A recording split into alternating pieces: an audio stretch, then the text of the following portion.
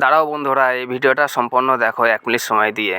ইনশাআল্লাহ এই 26-এর নির্বাচন, মমতা বেগমের বিসর্জন, পশ্চিম বাংলায় সনাতনী হিন্দু ভাইদের অস্তিত্ব লড়াই, আমরা রাষ্ট্রবাদী মুসলমান আমাদের উন্নয়নের লড়াই।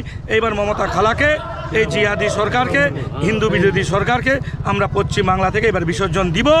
ইনশাআল্লাহ 180 থেকে 200 আসন পশ্চিম বাংলায় বিজেপি ক্ষমতায় আসবে।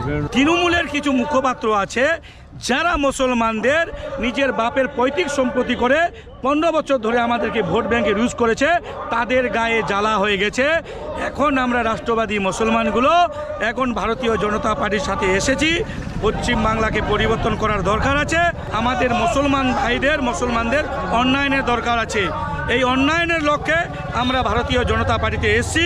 কিছু গ্রামের আমাদের কিছু মুসলমান আছে, কিছু এই তৃণমূলের জিহাদি মৌলবাদীরা তাদের ব্রেন আইওয়াশ করে রাখছে যে বিজেপি কি নাকি পশ্চিম বাংলায় আসলে মুসলমানগুলোকে বাংলাদেশ পাকিস্তানে পাঠাবে, ডিটেনশন ক্যাম্পে পাঠাবে, তাদেরকে বার করে নিয়ে আসতে হবে।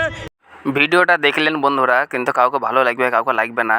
হ্যাঁ, তো ভিডিওটি লাইক করো, শেয়ার করো, আর আমার পেজটিকে ফলো করে আমার পাশে থাকো আরও এরকম রিলেটেড আপডেট ভিডিও।